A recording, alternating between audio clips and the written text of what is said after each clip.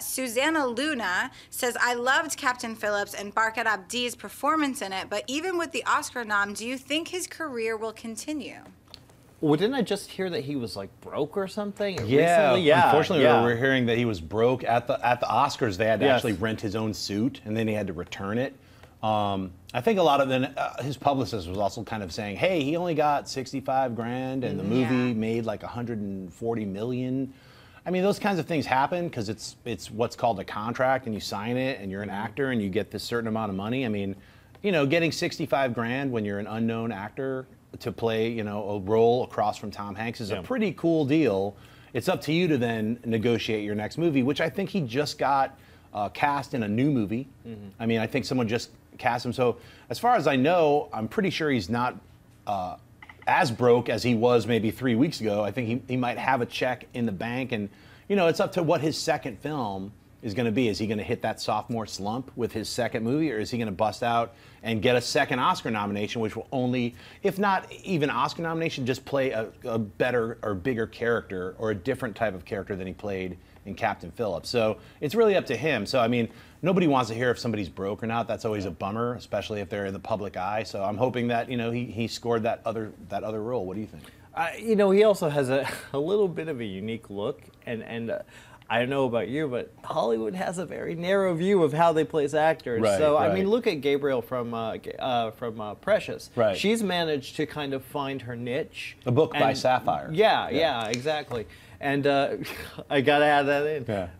But she's found a niche. She's worked in. She just did Coven with the American Horror Story. Sure. And she's great. So it's hopefully he can find that niche. He is great. He's great in the movie. Well, that's what happens when you have a very specific, unique look. Yeah. I mean, you get character. You become a character actor, and if you get noticed as a character actor, that's great. I have a lot of friends who've slowly been getting noticed, and now they're like, I've just lined up 6 movies as these different kinds of character actor roles. They're not the top role, they're not, their face isn't on the, you know, the poster, so to speak, but it's great. I seriously hope that that happens. Gatekeeper Chrysalie, what is the next question?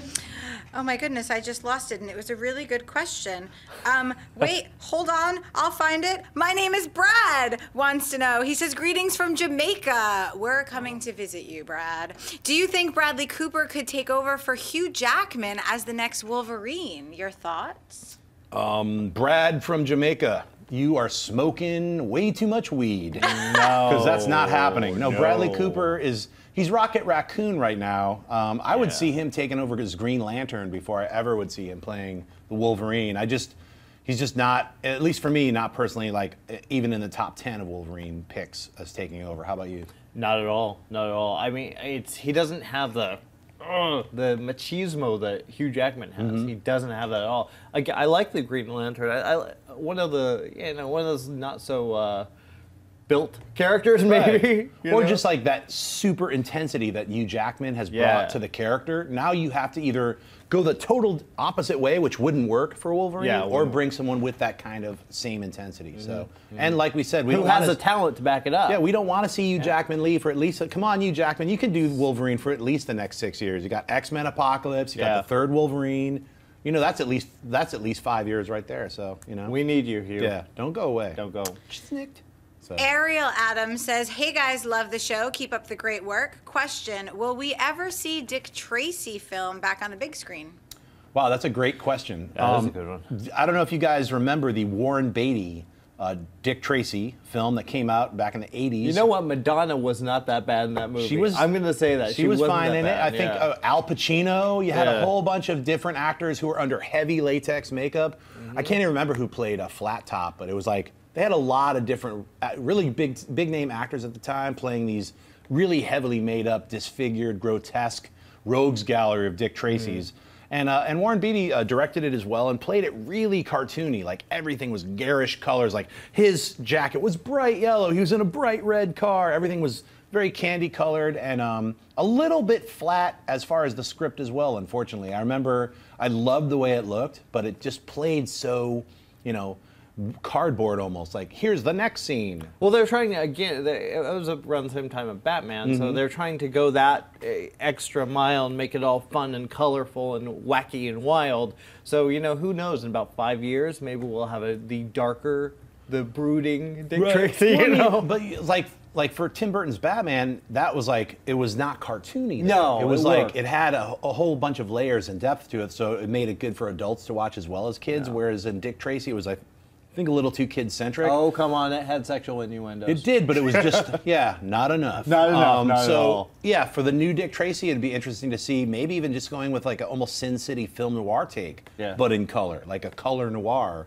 Go with that approach and just kind of age it up just a little bit. You know, for all the people who, like, you guys who are in your 20s probably don't even know who Dick Tracy is. Yeah. So it literally, you have to age it up a little bit and then mix it up and make it cooler. So I would Never say, nix the idea of a remake, though. Never, especially no, in I this think town. Yeah. no, I think it would work, but I'm saying color noir it. You know, Sin That's a City good it, idea. so. Yeah.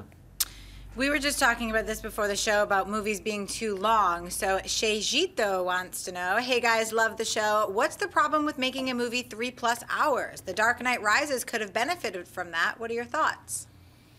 Well, you know what? I don't have a problem with long movies. I love them.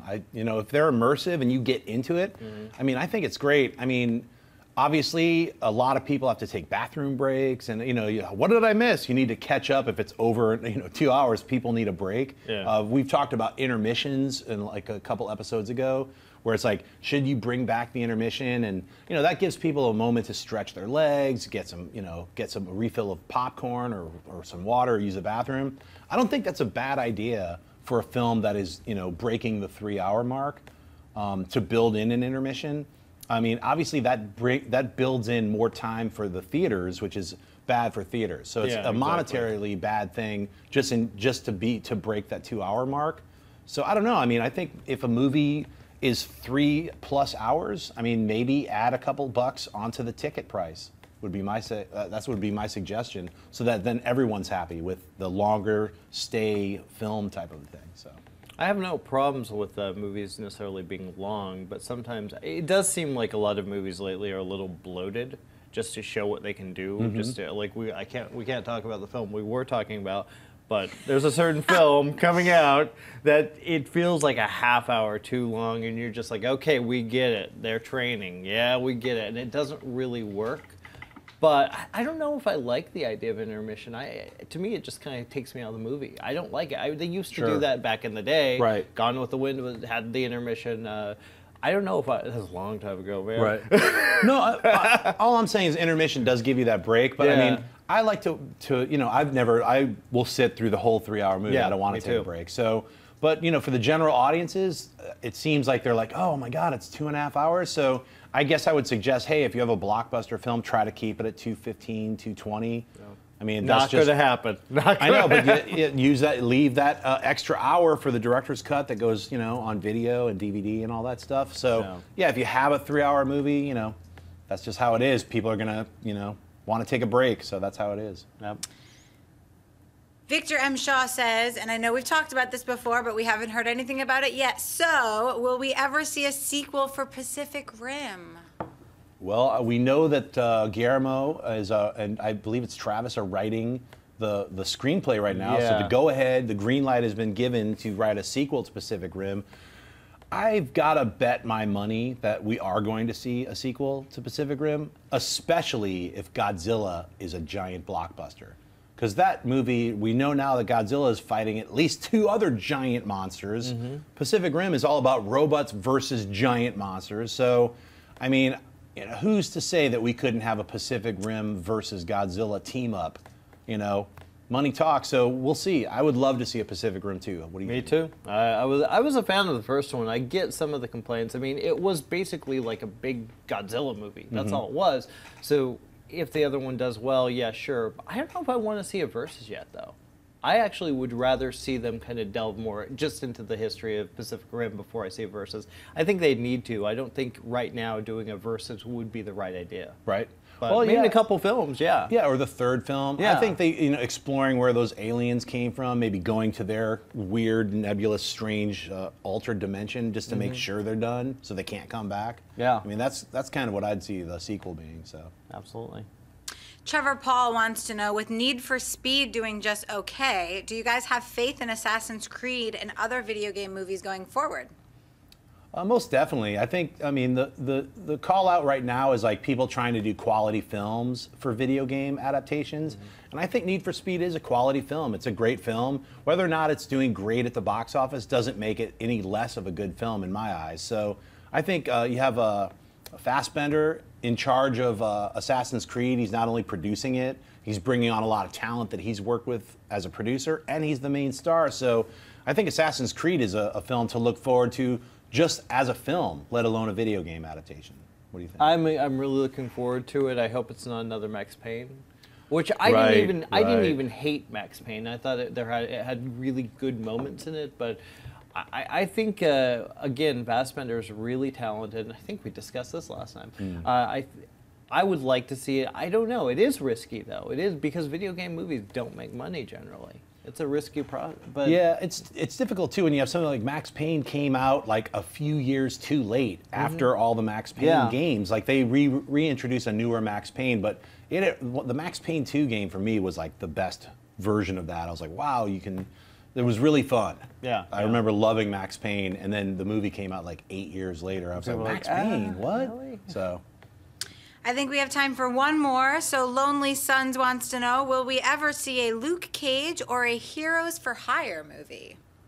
Well, I don't think we're going to see a Luke Cage movie, but he's part of that whole Netflix Marvel deal. So he's going to have his own series with Iron Fist, which is awesome. I think it's going to be Luke Cage, Power Man, and then Iron Fist. They each have their own series. Daredevil has his series, and then Alias, Jennifer, has her own series. Yeah. So, I mean, that kind of is pretty awesome as far as like, that's like you get an 11-hour movie, or however many episodes they're going to be doing, 10 or 11 or 12. So if those are big successes, if that series on Netflix is a giant success, would they do a Luke Cage, a Power Man Iron Fist movie?